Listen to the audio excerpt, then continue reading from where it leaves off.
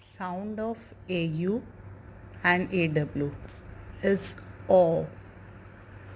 Aw.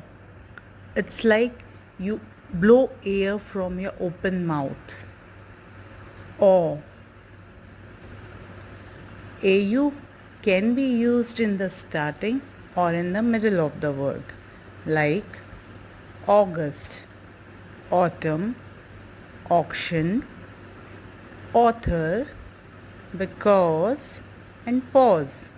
And AW can be used in the middle or in the end of the word, like paw, straw, shawl, lawn, jaw,